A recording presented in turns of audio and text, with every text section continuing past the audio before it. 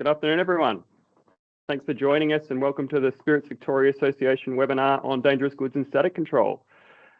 This is the first of what we hope to be a series of webinars on topics that cover relevant issues in the distilling industry for Victorian distillers. So we're excited to kind of kick this off with such a great topic.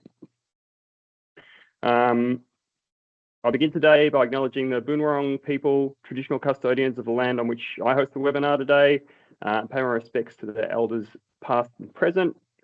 Also acknowledge the traditional custodians of the various lands on which you all work today and extend that respect to First Nations peoples here today. I'm Sam Slaney. I'll be hosting the session. I am the production director at Starward Whisky in Port Melbourne and have been with the business for over 15 years now. I'm also on the Spirits Victoria Association committee and lead the safety and infrastructure stream supporting distilleries growing in Victoria. Really excited today to continue our good working relationship with WorkSafe Victoria and in collaboration prepared this webinar to continue improving safety information and understanding in the distilling industry. So today we'll be covering the following topics. First up, we've got an overview of Victorian Dangerous Goods Act regulations and Australian standards, presented by Adam Radovic. Then we've got dangerous goods and notification requirements by Reece Anderson from WorkSafe. We've got a showcase of dangerous goods calculator for notification that WorkSafe have recently put together by Laura McMahon. Then we've got a deep dive on static electricity control within a distillery setting, and Cam Novella from Static Electricity Control has put that together, so that'll be a really interesting session. Finally, we've got Rodi Steropoulos, what to expect when a WorkSafe dangerous goods inspector calls. And we'll finish with questions at the end. I appear to have gone purple, but that's all okay. So we'll run a Q&A panel at the end. We had over 84 registrations, so it's really good to see a strong turnout from industry today. And WorkSafe will also be attending the Spirits Victoria Association conference in Ballarat in August. So good opportunity to follow up with any questions that you have then and continue building that relationship. I'll finish with some administrative matters before I get out of the way. This is our first webinar, so please bear with us as we work to develop our technical skills. Thanks a lot to Jeff Rolls for helping pull this together in the background. He's done a great amount of work on this. This session will be recorded as part of the Spirits Victoria Association webinar series and may be published on our website. But please note that parts of this session may be subject to privacy requirements, which means those parts cannot be recorded or published. We will advise when that occurs. Sam will call that out in his presentation on static control. So please respect that call for no recording either from us or on personal devices as well. We've enabled the Q&A function for those watching live, and you'll be able to submit questions, so they'll pop up in a separate Q&A box. We'll allocate a time at the end for that. We might not be able to cover it all, but we will endeavour to cover off those questions in future. Lastly, any presentation used by presenters today may be subject to privacy requirements mentioned above. It will be available for distribution after the session. If this is the case, we will publish it on our website. That's the housekeeping out of the way. So without any more, I'll hand over to Adam to present on the overview of Victorian Dangerous Goods Act, regulations and Australian standards. Thank you, Adam. Good afternoon, all. Thank you for joining us on this special occasion. I wanted to give you an overview of the legislation that's relevant to your industry regarding dangerous goods. So we've got the Dangerous Goods Act, which is the principal piece of legislation for dangerous goods, and its subordinate regulations that sit underneath that act. Yeah. I'm just thinking, have we got the slides up, or do you want me to bring those up? Emma's got a question, so I'm assuming the slides. My question That's was, the where are one. the slides? No, is that not showing? Okay. Yeah, they're not showing at the moment. All right. I'll bring them up from my end. All right. Okay. Probably okay.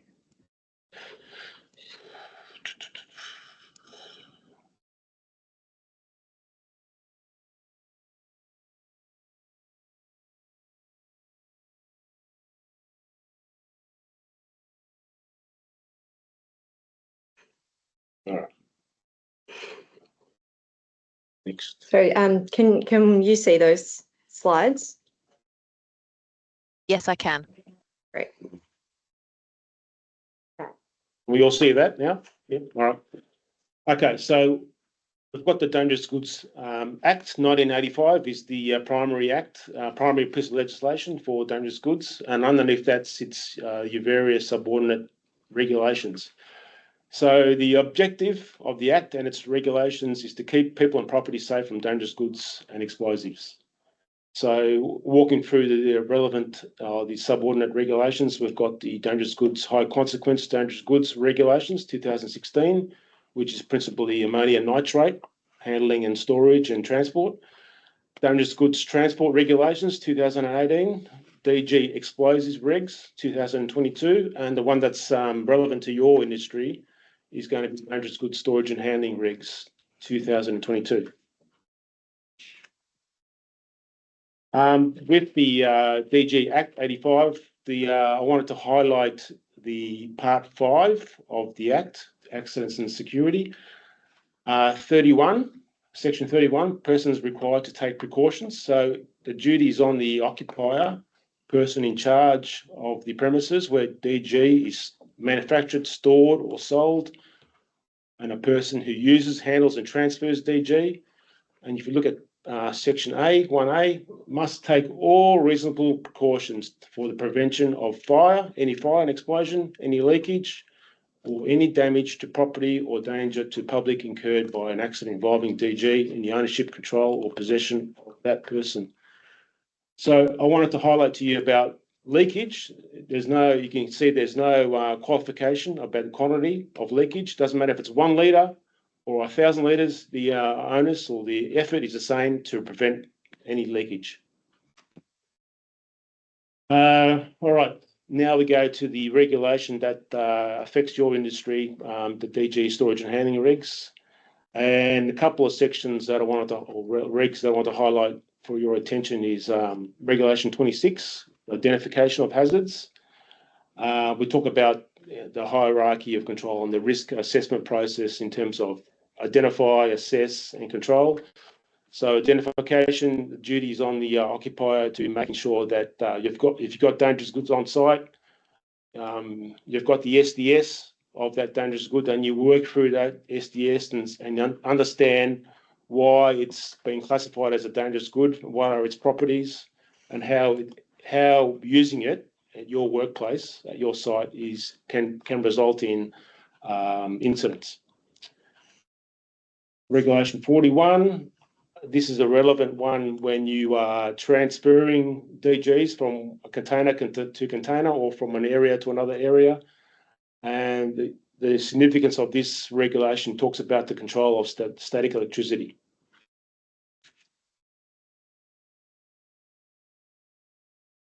Uh, 42, it talks about ignition sources in hazardous areas. We're going to talk about this a bit more later, but we would expect that you have a hazardous area classification and drawing at your site where you're using Class 3 flammable goods. So this reg talks about when you have a hazardous area, you're not going to introduce any ignition sources into that area. And the definition of hazardous area relates back to Australian Standard 60079 10.1 2009. 22. 23, huh? So it should 22, sorry. 22. And the other one was Reg 43, ventilation and atmospheric emissions. A key part of this regulation talks about making sure that you have ventilation that's going to eliminate, or as far as reasonably practical, eliminate the risk of fire, flammable explosives and or asphyxiant atmospheric conditions.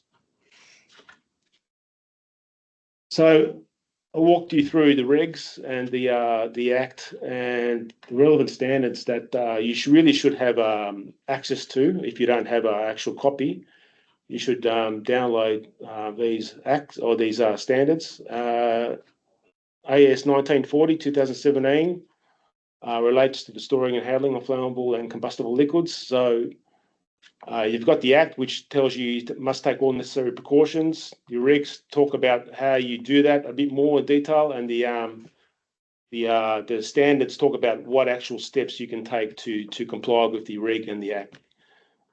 And the other one underneath that is 60079 10.1.2022, which I mentioned before about classification of hazardous areas. AS 1020 2023, which relates to the control of static electricity in non-hazardous areas. And the last one, 60079.32.1 2022, talks about, it's a technical standard about electrostatic hazards, and it's a guidance document. So a bit more detail about these standards. So 1940-2017, this standard, it details what's required in terms of design, construction and safe operation of your installation that handles and stores flammable and combustible liquids.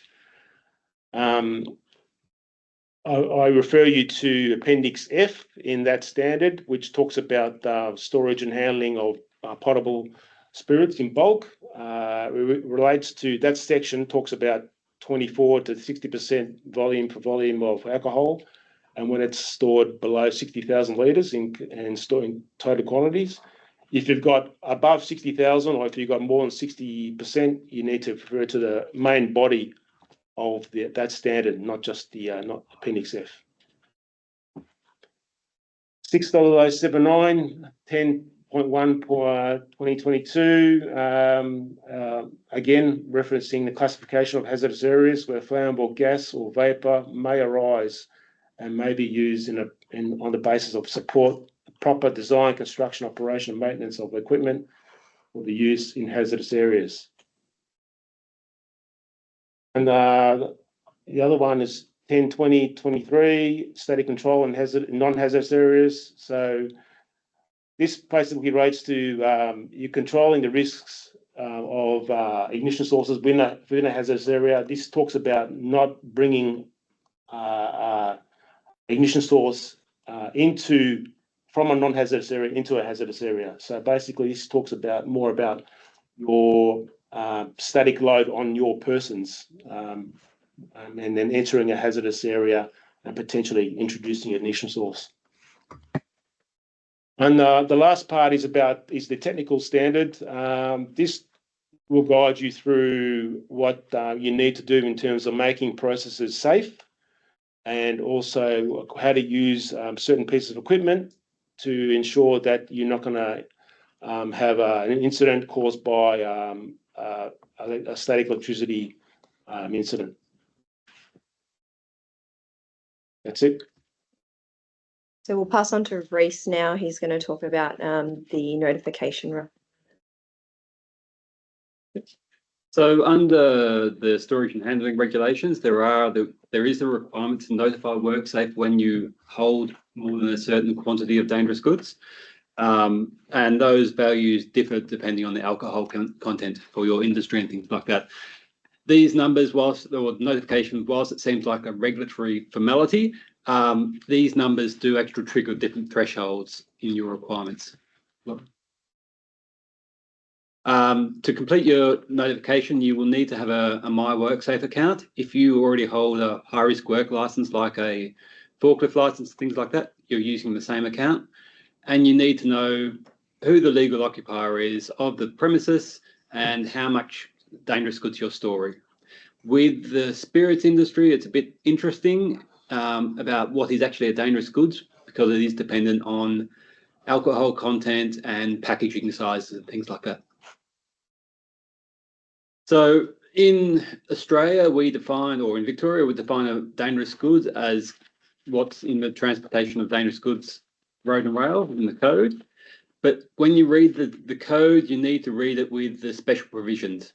So under Victorian legislations with special provision 144, any alcohol solutions, or any beverage solutions less than 24% alcohol, so your beers, your wines and things like that, they're not classed as a dangerous good. And also special provision 146, if it's an alcoholic beverage, you don't need to count anything in a 5 litre less container. So then, yeah, so that one other key there is that the different calculations are based on the UN descriptor. So when you're buying in ethanol as pure ethanol, you have different threshold reporting requirements compared to your finished product, which is under a different UN number. So here's an examples of the quantities you need to report. So any alcohol that is greater than 55% concentration, you need to report to us when you hold more than 2.5 tonne, 2,500. So if you hold 3,000 litres, you need to tell WorkSafe that you're holding that quantity and 3,000 litres or more. That manifest quantity there is the notification quantity, but it is also when we expect you to be writing an emergency management plan. And so this is where, whilst it's a regulatory requirement, it also has the threshold level for other key things like emergency management plans and fire protection quantities at wings greater than 10,000. The other thing is that if you look at flashpoint greater than 23 but less than 60, we don't need to know when you're storing it in, it's only vessels greater than 250 litres. So when you're talking alcoholic beverages, we're talking IBCs and VATs predominantly. When you're buying ethanol in, you'll see that it doesn't have the pack size exemptions. So when you're storing it in 200 litre drums, if you're buying in drum stock and you're holding more than 2.5 tonne of that, you need to tell us. Yep. So once you notify, every 2 years, you need to notify us of your quantities and if anything has changed. So if there's change in names or change in the actual person doing the notification, or if you change premises, if you've gone from just a storage facility to a blending facility, you need to tell us as well.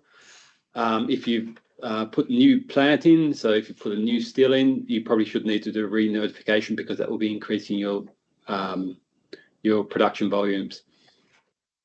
And the last one there is there's significant modification or change in quantities, and that's on the next page. So, and that is pretty much anything greater than the 20% production volume change. Yeah. And ADG, so the National Transport Commission has the Australian Dangerous Goods Code on their website. You can download that and look at the provisions under UN 1170 for ethanol solutions or UN 3065 for alcoholic beverages, and that will give you all the exemptions and things like that you need to use. Or there's an email address there that you can flick us an email and we can respond to your inquiries. So now I'll be talking about the dangerous good calculator that WorkSafe has been developing. So my name's Laura McMahon. I predominantly work with the East region as a senior dangerous goods advisor. One of the tools that we've been working on at the moment is working out how we can provide guidance, advice and information to duty holders that's functional. So Adam and Reese just went through some of the requirements in terms of Schedule 2, in terms of that notification, having a manifest, and all the different triggers. So what we've developed is a place on our website where you can take the volumes that you have at your workplace, you can type them into the calculator, and it's going to assist with outlining some of the obligations that you will have. This is the first time that we have presented this tool, so bear in mind that this is in a draft format, and it will be going live later in the year. However, we are keen to get some of your feedback. So we're looking for volunteers to be part of our stakeholder reference group. And it's also through that group that we'll seek your feedback, but also be able to send this tool out and get it going live. So before we developed this tool, we developed a profile of who it's going to be pitched at. So we've created the profile of Daniel. So Daniel owns a gin distillery. He has a passion for crafting gin, very relevant for our discussions today. He has a more reactive approach to the day-to-day runnings of the business, and this is not where his expertise sits. So we go out to a lot of duty holders who, a lot of their passion and industry revolves around the product quality and development site, and may not necessarily have the dangerous goods or workplace safety background. And I suppose that's where we're trying to communicate this information. So for our case study, we said Daniel tries to promote his business on social media. Whilst scrolling through feeds, he noticed one from WorkSafe regarding managing dangerous goods. Being a distillery, Daniel holds volumes of ethanol, so a highly flammable class 3. However, wasn't sure whether he needed to notify WorkSafe Victoria. Daniel goes onto the internet and searches for WorkSafe Victoria to find more information.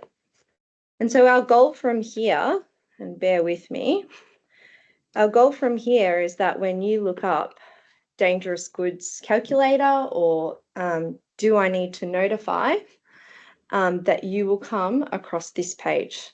Can you just let me know if you can see the dangerous goods calculator? Yep. Great. Thank you. So on this page, you're able to add what your business has and the volumes and quantities that you have. So, for example, ethanol is quite a common one that a lot of our distillers have. I can go down to my class 3 flammable liquids and I can add a quantity.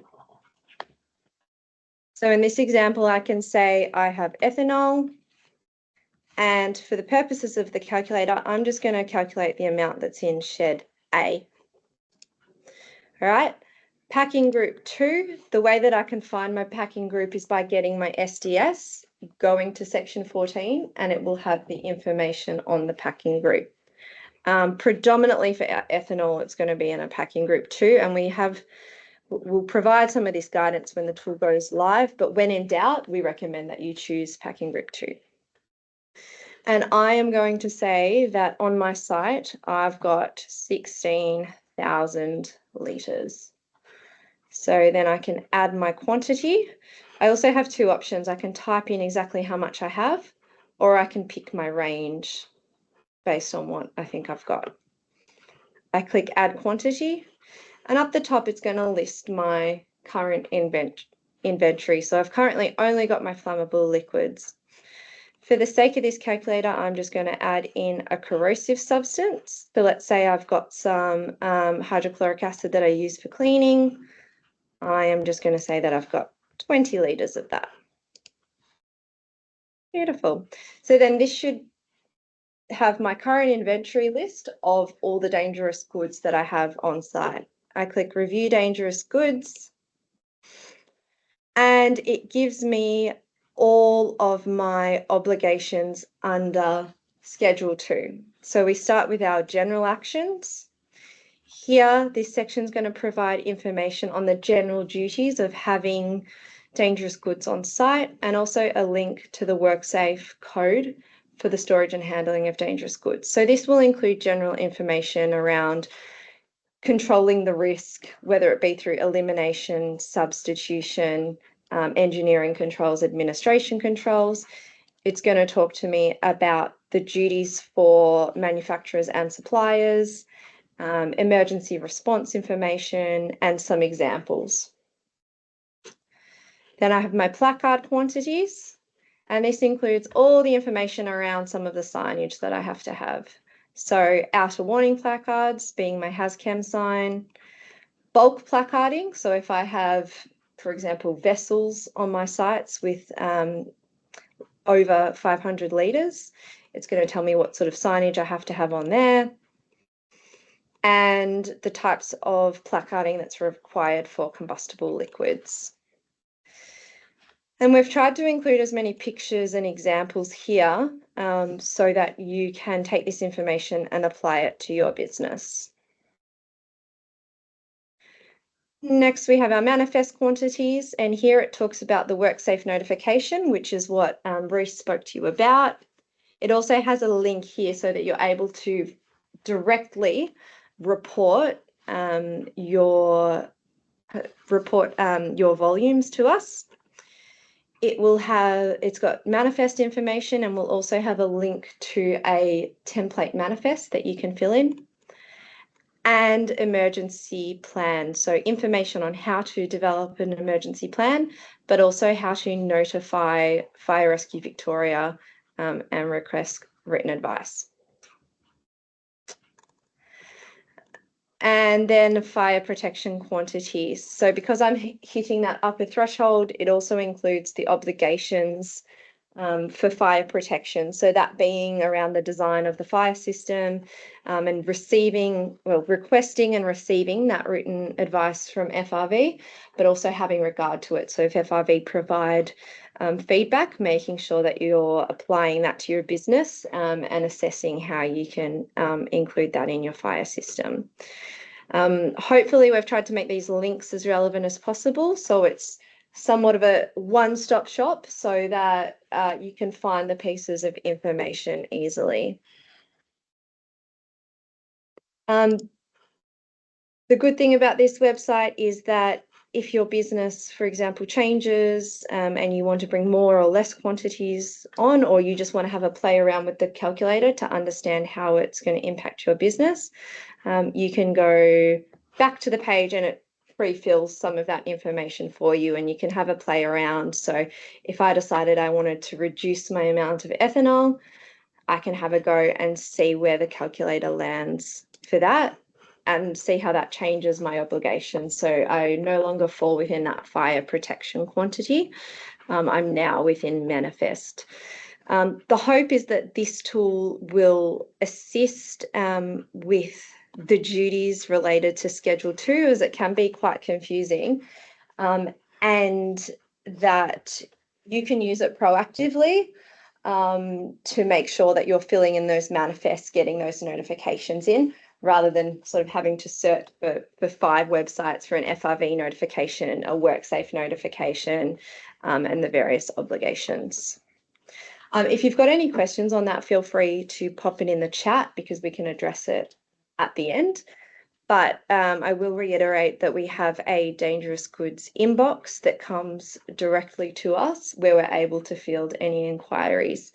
So stay tuned on this. It's hopefully going live in the next few months, but we're looking forward to receiving any feedback just so we can make it as intuitive as possible before we put it out to the public. Sorry, just before we move on, if you are interested in being part of our stakeholder reference group, just email the Dangerous Goods Unit at worksafe.vic.gov.au and just provide us with your name, preferred contact number and email address. Thank you. Great. I'm going to go back to sharing this. Thanks, Adam, Reese and Laura. We'll now hand over to Cam to take us through the static electricity control. So Cam, we'll just get your screen set up and we'll keep going.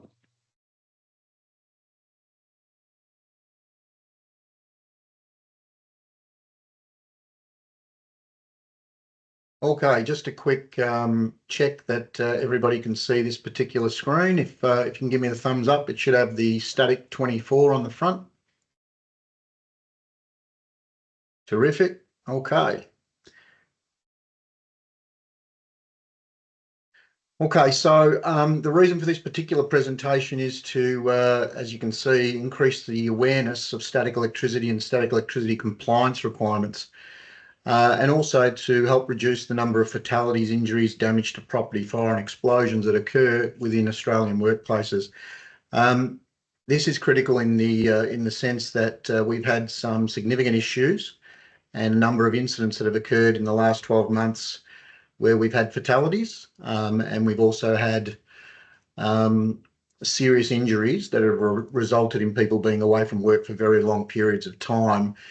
And these are activities that you would find, or the activities that were taking place, you would find those same activities within a distillery. So we thought it was very important to raise these particular things with you today as a group. I'm going to show you a video later on in the presentation that is shocking, but that particular video is under legal privilege, and so we will need to stop recording when we actually show that video. So I'll ask for your patience when I swap over to that particular video, and I'll obviously ask for you to respect the wishes of the EPA and the legal fraternity in relation to that particular video.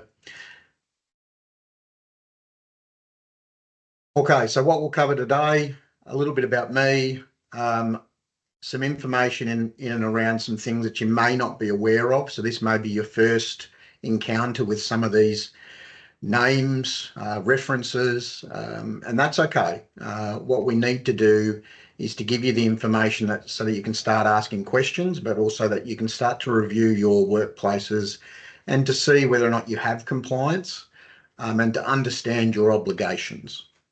So we're going to go through what would normally happen in relation to static electricity in terms of compliance and obligations, but we're also going to concentrate on some of the things that you would be looking at each and every day, and it may just give you a better understanding of where you sit in terms of those things. So I'm the chair of the Australian Standards Committee. So you would have seen before Adam referencing a Australian standard called ASNZS 1020/2023, and also SATS 60079.32.1. I'm also the chair of an international committee known as the Centre for Static Electricity and Lightning Protection. My qualifications are that of an investigator and an auditor, and I'm an advisor to a number of regulatory authority and emergency services, and including the insurance industry. Now, all of that has to be paid for by something, and so I actually own a business that concentrates on static electricity control and lightning protection, and primarily that company looks after the auditing of sites and the provision of equipment. I will be talking to you today though in the capacity of that red square. So if you have any questions, I'm going to answer those questions as the chair of those particular committees. A little bit about the centre. So this particular centre was established in roughly 2015, but it does go back much further. The reason for the Centre for Static Electricity and Lightning Protection is that the standard for static electricity was as old as 1995. For those of you that can't tell, I'm in my 50s, late 50s. So I was a much younger man when that particular standard was first published. Industry changed very quickly, and in particular during the period of 2005 to 2015, and in relation to the distillery industry, as you are all well aware, even further changes occurred from that period onwards. And so we had a standard that was so old that it needed to be updated. So in 2015, this committee, or this particular group, was brought together by myself, and it's made up of a number of scientists, regulators from around the world, and the objective was to try and gather as much information in order to update the standard, which is what's been done, and we now have an updated 2023 standard. Okay, let's just have a look at some harsh realities. At this particular stage, we're going to concentrate on the solvent industry, and this is information that that is available through the centre. We have sadly had 2 deaths in the last 12 months. We've had and these figures have only were done recently, but if we updated them again, sadly, there would be increases to these numbers. But 3 long-term injuries, and that's where staff were unable to return to work for longer than 12 months. And primarily those particular injuries were burns related.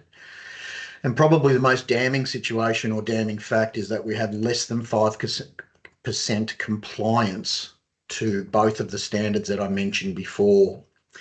Now that is across Australia, and that is quite a difficult and frustrating situation for me personally as the chair of the Australian Standards Committee and an international committee, but in conjunction with WorkSafe Vic, these are numbers that are very, very difficult for us to accept, because if you look at the ease in which you can provide compliance within your own organisation and the costs associated with that, they are very simple measures.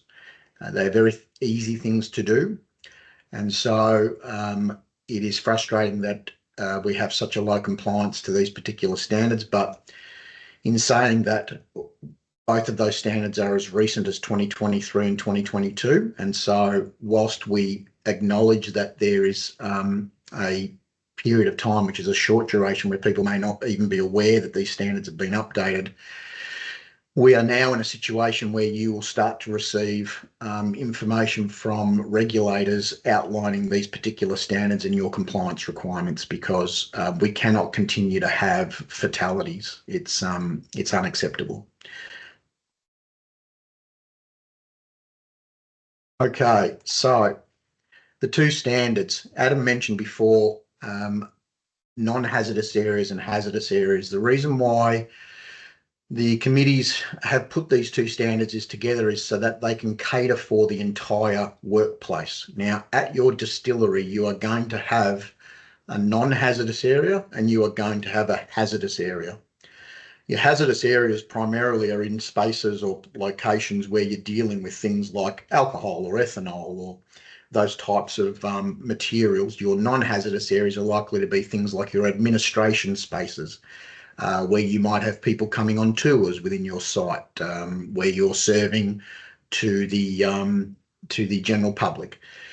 The problem we have is understanding that an individual can accumulate static electricity to the point where, by walking less than 5 metres, they have enough static that they've accumulated on their person to ignite ethanol or ethanol vapours under certain conditions.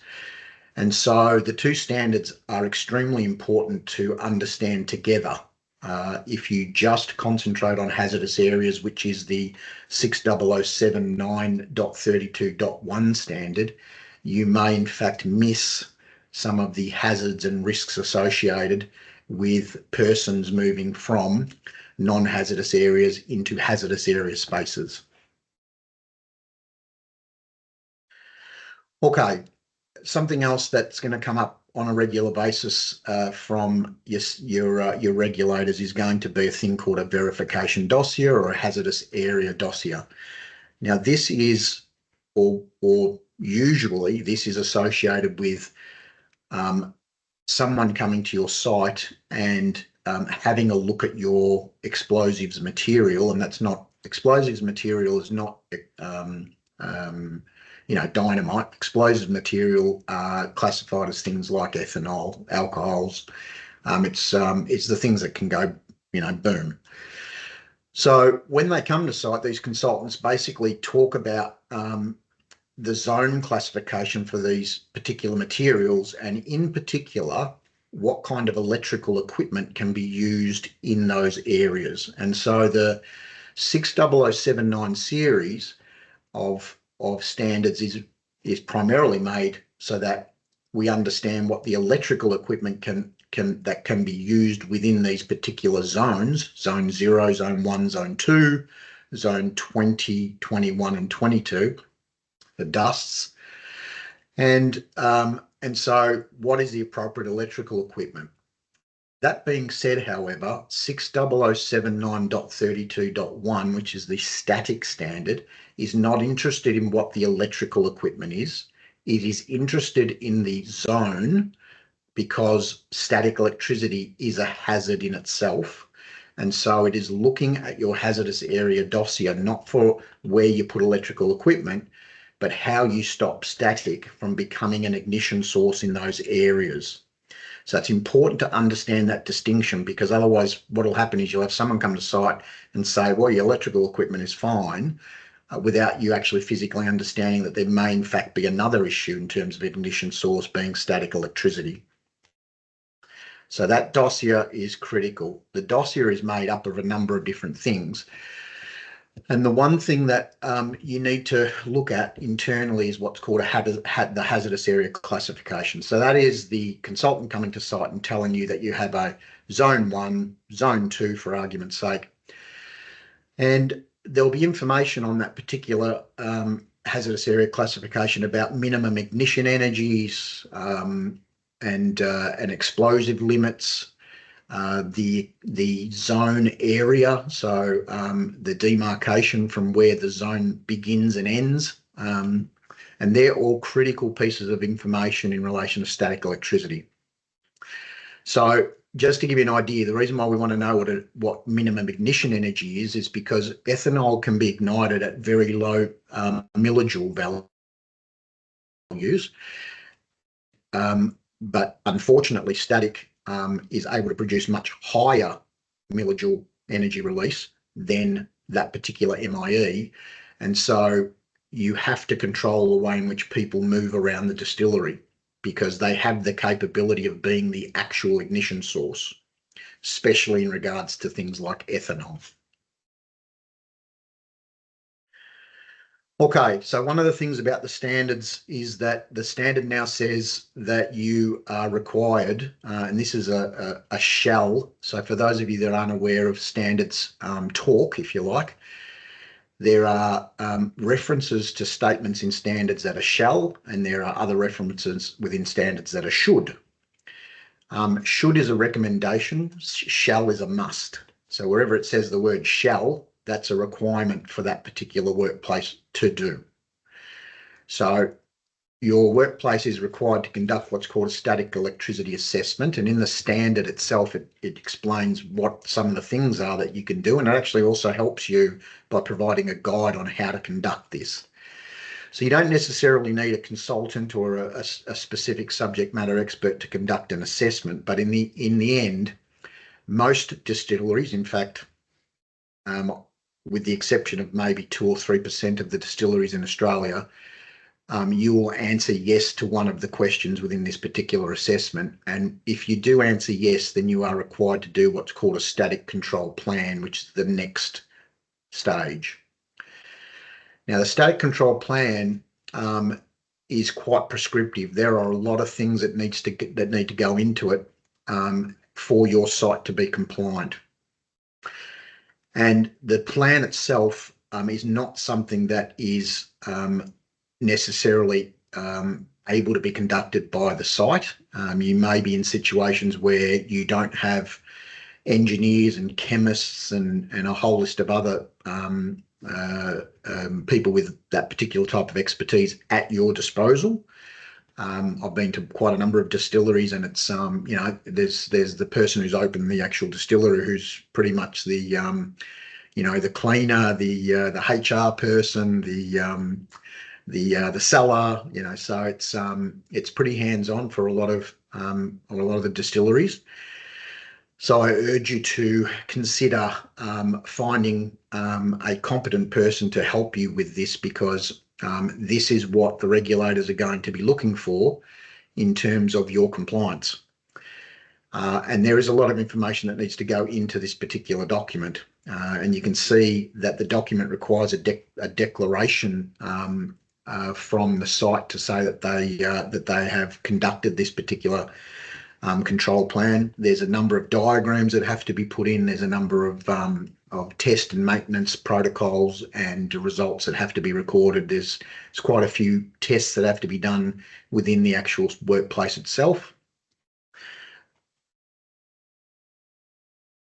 So the SEA, which is the static electricity assessment, which is done first, followed by the static control plan. It talks about the competence of the person who is conducting or doing that work, right? Now, one of the things that we found in the early stages is that there are a number of people who are trying to provide assistance, but are not competent in this particular area. And so we have a number of sites that have been visited by individuals who have provided advice, and that advice has meant that that particular site is under protected. So I urge you to be careful about the choices that you make in terms of the individuals that are assisting you with this particular process. In the event that you are unsure, you can ring the centre and talk to myself, and I can give you some guidance. There are people within the industry that can help you and have competency, but at the very, very least, or the very, very minimum, you are looking for someone who has an auditor's qualification. So if you engage the services of an engineer or an electrician, you may be in a situation where you have underprotected your site because you have a person who may not know the extent or the requirements of this particular static control plan. And that just goes a little bit further into it in terms of what you're looking for in terms of a competent individual. Okay, so when we talk about a static control plan and how to understand the actual workplace, these are the types of things and some of the equipment that we look at in order to determine what the hazard is for that particular location. So let me just go through them for you, because this is how the regulators are going to come to your site and talk to you about these things.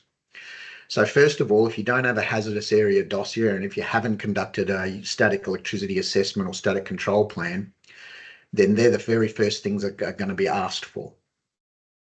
The second thing is humidity. There are some processes within the distillery that you should avoid at low humidity. And when I talk about low humidity or relative humidity, in Victoria, we have quite a number of locations, and for that matter across the country, but in Victoria, we have quite a number of locations that even in winter have low humidity. If you have climate controlled environments, you can also have quite low humidity depending on what type of climate control you have. Now, low humidity is in that 30% and below sort of range. And the standard talks about certain activities that shouldn't be undertaken during low humidity environments. Now, the reason why low humidity is such a problem is because static, it's very difficult to accumulate static on a person, for instance, when the atmosphere is wet. So when you have an atmosphere that has high humidity, it's far more wet. But if you have an atmosphere that is low humidity and is very, very dry, that's actually when you can accumulate static at a much higher rate. And it is far more dangerous at low humidity activity. So there are a number of things that you can do and a number of resources that you can look at. I urge you to look at the Bureau of Meteorology. They have temperatures and humidity by month for certain stations that may exist in your area. So they have weather stations that they use, and they can give you that information. There's a small little picture of that on the screen there. And it's important to understand what your lowest humidities are and when they've occurred, and you may need to have a humidity meter within your workplace so that you don't conduct high risk activities during low humidity situations. The earth for your particular workplace is critical. If you're the main earth that you have for your site, and the earth loop that you have for your site, if it is above 10 ohms resistance, then you are non-compliant. You need to be well below the 10 ohms range, and so it is imperative that you understand and test And again, there's a meter that's sitting in this particular presentation. I don't know if you can see my arrow going over it, but this particular meter here is what's used to measure the mains. And we do need to know whether or not we have an earth that is below 10 ohms. Clothing, footwear, extremely important to understand the clothing that is used on site. You're going to see a video where I'm going to show you the difference between two individuals. It doesn't look like they look all that different, but their clothing is very different. And if you wear particular materials such as high nylon concentration materials, then you can actually accumulate static far quicker. And we've had instances where people using rags in the vicinity of ethanol have actually created a fire using particular types of rags for wiping down IBCs or wiping down vessels. Floors and surfaces, very, very important. We need to understand what the floors are. If the floor is painted, for instance, it may be insulative, which means that all of the processes that occur above the floor would be not at earth, and so therefore may have some risk. Transfer hoses, they need to be tested for continuity. They need to have an inspection plate put on them. All of your earthing and bonding requirements and controls, they are things like your clamps and cables, spirals, those sorts of things. So they would be all tested during your static control plan, and they would be listed as all of the tests and controls that you've done in order to produce your static control plan. Okay, so bear with me for a moment. I'm going to play this particular video. So I'd probably ask at this point if we could stop recording. And for those people, please don't obviously take any video using personal devices in relation to this. So can I...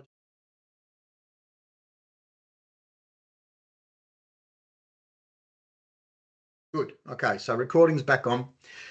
So we do a lot of these decanting processes. We do a lot of these mixing and filling processes. And one of the things that you would not have seen on either of those two incidents is a clamp and a cable between the processes. And when you have a clamp and a cable in a bonding arrangement, and you're able to get two particular, if you like, vessels at the same electrical potential, the risk of a flashover is much less. If you're also able to get both of those joined together via clamp and cable, but also joined to the main earth of the site, then the risk of flashover or static accumulation is even further reduced. So whilst bonding assists in the reduction of incidents such as the ones you've seen, it is only earthing and bonding in combination that has the highest value of reduction. So it's important to understand that, because a number of distilleries have clamps and cables, or they have bonding arrangements. That doesn't mean that you are safe. And it's certainly not the highest level of control. Now, one of the other things is clamps and cables within the standard AS/NZS 1020. There are very, very strict rules on the types of clamps and cables that you can use, because clamps that you purchase from places like Super Cheap Auto are not acceptable clamps to be using in hazardous areas or in those processes, because they're not made to be able to penetrate the surface of the vessel or the buckets. They don't have teeth that are able to or a spring that is sufficient to be able to push the pins through the contaminant surface and into the actual steel to make the appropriate bond. So it is important to understand that, especially even in this picture here, if you have a look at the three clamps and cables, the top one you wouldn't use, that's not made for this particular process. The second one down looks like it's probably okay, and in essence it should be, but it doesn't have what's called static dissipative coating on the cable. And so therefore, if that particular spiral rubs up against your clothing, it has the capability of actually having static accumulate. The third arrangement is actually the arrangement that has all of the things that's required, but they look very similar. So it's important to understand who you bring to site to help you with these things, because you can get this wrong. And a lot of times decisions are made on cost, which I fully understand and appreciate. But believe me, the two clamps in the center there, the second and third, they're literally similar pricing within the industry. Okay. So a couple of things, some high risk activities that I want you to concentrate on. This is what I mean by the example of getting a super cheap auto clamp. One of the things about the incidents that you saw is that if we measured the floor of those particular environments, we're likely to find that that floor was insulative, which meant that things like forklifts, tanks on trolley wheels, they are separated from earth. You cannot rely upon the floor as being the earth, and so therefore the bonding clamp and cable is actually critical, because it is your only source of bond or earth. And because of that, if you get those bonds incorrect, if you get the wrong clamp, if you get clamps that are corroded, if they're not actually connected to the actual, in this case, this is a rags bin, a hazardous area rags bin, but that's just sitting on the actual handle. The handle's actually not even, I mean, that's a loose arrangement anyway. So number of problems here, but it just goes to show you that things can look like they're bonded, but they actually aren't. Here's a couple of examples of some areas within the industry that you're probably more familiar with, but we often have a number of ancillary products or ancillary systems that have to be brought into a hazardous area, like pumps, for instance, transfer material, tables, trolleys, transfer hoses. All of these things, if they're sitting on a floor that's not at earth, have to be bonded to the process, have to be earthed. Your transfer hoses have to have compliance plates. They have to be tested as per the standard. So it just gives you an idea of the requirement and the work that you need to put in order to get a static control plan that is suitable for your site. If you have tankers that come to your site, most of you don't, but if you do, most of you will have, trucks that bring IBCs, similar situation. One of the highest risk activities at your site is a tanker unloading into a silo. Tankers can accumulate static very quickly, and they can be responsible for some significant fires and explosions as a result. And the hoses that you connect to them are also quite challenging, and you need to be able to, with your static control plan, provide ways in which to control those processes. And again, having consultants who understand these processes and the controls is critical. Okay, for those of you who need help, I urge you to do two things. The first one is don't be scared to contact WorkSafe Vic, or if you're out of state, your regulatory authority. Work in conjunction with them. The challenge of a static control plan is such that you will require advice and assistance from all manner of parties. And having the regulatory authorities, the emergency services, those sorts of individuals assisting you with the program will give you a lot more information, and will also give you a lot more peace of mind, because they're going to talk to you about the manner in which you should go and produce this particular control plan. Seeking advice from a competent consultant and not trying to rely upon, especially for static control plans, your on-site personnel. One of the things that we have found is, and this is not we have consultants that are out there, and it is not a malicious intent. They know what they know, and because of that, they may speak to you with some confidence and say, "No, you're fine. This is what you need to do." I've just indicated to you that you have two standards where there are a lot of shall words, so musts. If you talk to a consultant who is unaware of these particular standards, you're already in a situation where you've got some problems. If you need advice and you need non-biased, non-product, non-equipment specific advice, so just about the standards, get in contact with us at CSELP, and I will respond to you on the basis of the chair of a committee. If you are looking at conducting an audit and require the assistance of an auditor, then contact our company and we will do that as you would do any other consultancy arrangement. If you need to talk about some element of the standard specifically, a clause or something along those lines, again, give me a call, and again, I will respond to you in relation to that from a chair's perspective. I hope that you got some valuable information from the presentation. I'm here to help. Again, I applaud the Spirits Association of Vic for bringing this particular group together, and yeah, wish you all very well. Okay, that's it for me.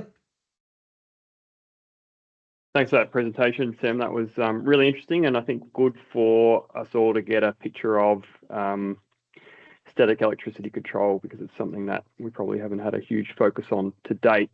We've got one more presentation from Rhodey, and then we'll finish with a quick Q&A. Just a reminder, if you do have any questions that you'd like to get covered off by the panel while we're all here, please put them in the Q&A section, and we'll look to cover that off at the end. Thanks, Emma. Thanks, Kim. So mine's the final presentation, and just being mindful of the time, I won't keep everyone for very long so we can allow for some questions. The topic of my presentation is when a WorkSafe dangerous goods inspector calls. Laura, can we go to the next slide? So why would we come out to your site? There's a couple of reasons why we might visit your premises, and these could include in response to a dangerous goods incident that has occurred at the premises.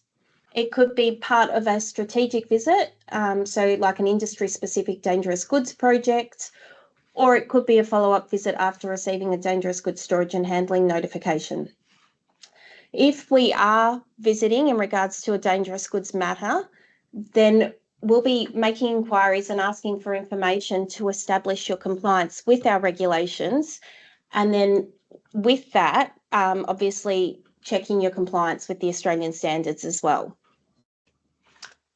So what information would we be asking to see? First of all, we'd probably be looking at a register to establish that you do have dangerous goods on the premises. In that register, we'd need copies of Australian compliant safety data sheets. They'd have to be less than 5 years old as well. We'd look at your manifest if you're at manifest quantities. Sorry, I've just got something that's just popped up. So with that manifest, which would be in your emergency information box at the front, we'd look at your site plans and things like that just to ensure that your manifest is compliant with the regulations. We'd have a look at your storage and handling notification. So the acknowledgement that we actually provide, that needs to be available at the premises in hard copy. If you're at either manifest quantities or fire protection quantities, we'd expect you to have requested written advice from Fire Rescue Victoria. So in order to meet your compliance with that regulation, you would have to show us the acknowledgement from Fire Rescue Victoria, or you could provide us with the advice and then show us how you have had regard to that advice. Our focus, obviously, in light of the recent incidences in Victoria, will also be on hazardous area dossiers, classifications specifically. We'd be looking at your diagrams to determine where your hazardous areas are. We'd be looking for your static electricity assessment. and your static control plan. So if an inspector is coming, it'd be really good for you to have those documents easily accessible. Following on from that, we would then be looking at doing a walk around with you. We'd be looking and asking questions about how you control ignition sources in hazardous areas. So if you have members of the public walking through your distillery areas or your hazardous areas, how are you controlling those ignition sources? Do you require them to put their mobile phones in lock boxes or something like that? What static control equipment is in place for any transfer operations that occur? Are they tagged? Are they in your static control plan? What ventilation you have at the premises to manage dangerous atmospheres? Do you have appropriate spill containment in place in line with AS 1940? Adequate fire protection for the types and quantities of dangerous goods on the premises? If you've got any mobile plants, vehicles, anything like that, are your dangerous goods containers or tanks protected from any vehicle impact? Do you have adequate separation distances from either incompatible dangerous goods, protected places, and that could be where people congregate, any offices and so forth, or any property separation distances from property boundaries. During our walkthrough, we'd be looking to ensure that you do have your appropriate placarding in place, so your outer warning placards, so your HAZChem sign at all your vehicle entries to the premises. We'd be looking at any bulk tanks, bulk containers to ensure they've got the bulk placards in place. And then we'd be asking for any evidence of training, induction, consultation and supervision. So that's where we would then provide an inspection report and potentially any improvement notices if they were required. But that brings me to the end. So I think we open up, Sam, to Q&A. There's a few in the Q&A chat, Rhodey. I don't know whether there's some have been replied to, but there's others that are there. I think Sam's going to go through those. Yeah, I'll run through. So thanks, Rhodey, for that. That's a really good summary, I think, of what to expect with a WorkSafe inspection, and having had a WorkSafe inspection, I think that's a really good list of kind of stuff to have ready to go. So it makes that process a lot easier if and when it does happen, because the more prepared you are for it, obviously, the easier it is. So that was really good. Some good questions in the Q&A section. Starting with one from Derv, I think she's asked, static control plan. Could you remind us of how we know that a consultant is competent? Is there a certification? Okay, Derv, so there is no certification that currently exists in relation to the competency of an individual producing a static control plan. However, the competencies that I would be looking for would be one, that they have an auditing qualification, two, that they can demonstrate that they have produced static control plans, three, that they are able to provide evidence of their competency in terms of that static control plan. So that may be the provision of information on how they would test, what those tests would comprise, what the results of those tests would be, what equipment that they would use. I would probably start there. They would be the predominant things that I would be asking. And if you get a sense that the individual is unaware of those things, or unaware of in particular, the standards that apply, then you would probably be advised to move on to the next consultant and ask the question. If we were engaged to provide services, we would provide you with our qualifications, previous examples of static control plans, and a list of test protocols and results that we would be looking at specific to your site. Anyone who tries to provide you with a static control plan remotely, I would be very wary of. You would need to visit the site to make those kinds of assessments. The consultant would need to be on site. So be very wary of any individual that's trying to provide you with a static control plan that hasn't visited your particular site. Yeah, that's probably the answer to the question. Thanks for that response, Cam. I think that's good. Question from Sam from Killick Rum about transportation of IBCs. Looking at a use of a blank EIP to be written in, or does it need to be filled in with a permanent UN number?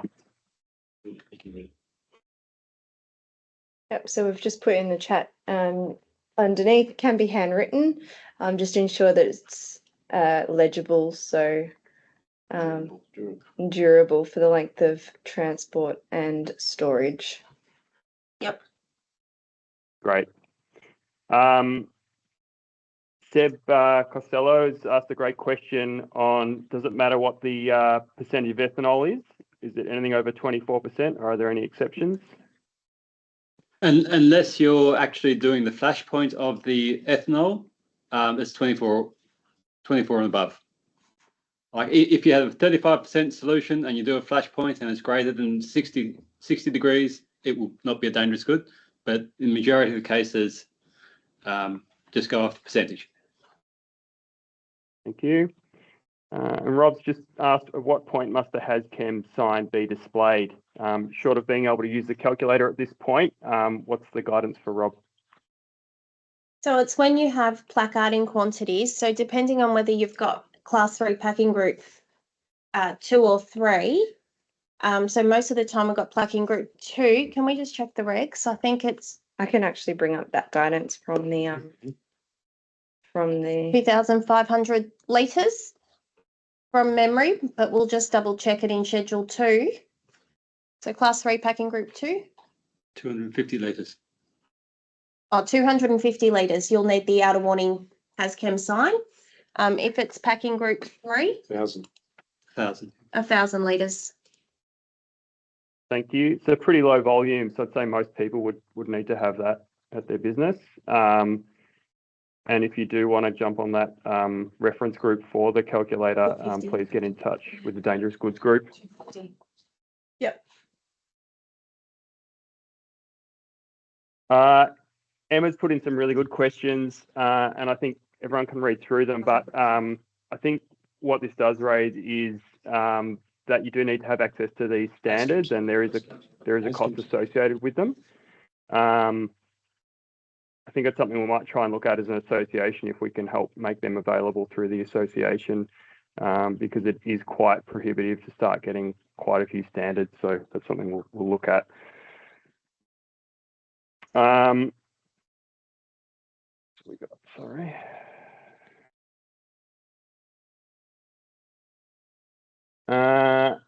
we go. Estimated costs associated with establishing a static electricity plan. That would be over to Cam. Okay, so I can only give you the control plans that the organisation has produced thus far, and they range from around the $5,000 mark and go up to well, we've had a site. This is not distillery specifically, but we've had a site that is 300,000 plus. So, but I would expect for a distillery that has call them 1 or 2 mixing blending processes, you're probably down at that lower end in terms of the production of a static control plan. Most static control plans, even the most basic static control plans, are anywhere between 20 and 100 pages, and that is the basic static control plan. And then we start getting into 300, 400 page documents for some of the larger mining organisations. So I would suspect that with most distilleries, you're at the very lower end in terms of pages and at the very lower end in terms of cost. Be aware that conducting a static control plan would require, in a lot of instances, that the site is not operational and that individuals are able to pretty much crawl all over the site to conduct testing. So it is an impost on production. Thanks, Cam. A follow-up on that, I think Dave has asked, is there a list of qualified static consultants that the association could provide? That would be really handy for distilleries in Victoria to have a reference of what sort of consultants can provide this work. Okay, so the outside of myself, you would be looking at what's termed as dangerous goods consultants. And if you look at the Australian Institute of Dangerous Goods Consultants, then they will have a list of individuals. And I am presenting to that group later this year. I urge you to maintain the same veracity in terms of questioning the individuals of that particular organisation as any other organisation, because you will have some people that have had exposure to static electricity and you'll have some people that haven't. So it is important to understand that. At this point, there aren't a lot of individuals that are specifically, if you like, subject matter experts in this area, but there are individuals who can audit a site and have the competency to produce a static control plan. They just need to show you that. Great. And Emma's just put a link to that website on the chat. I think that's all we've got time for questions today. If there's anything more coming through, we'll look to close that out subsequently. Before we go, I look forward to seeing you all at the Spirits Victoria Association Conference in Ballarat in August. If you don't have a ticket yet, please jump on our website and grab one. We've got a really good attendance. We've got a really good program in place. We've got tours on the Sunday, a strong social program and a really strong technical program. So that's going to be fantastic. Again, jump on the website and grab your tickets. And I'd like to say thanks to all our presenters today for pulling this together. I think it's great to have the first webinar series being on such a really relevant topic, and we look forward to doing any more of these. So unless there's any final comments from any of the presenters, I'll sign off. Big thank you. Wishing you all the very best. Stay safe. All right. Thank you, everyone. Thanks all. Thanks very much.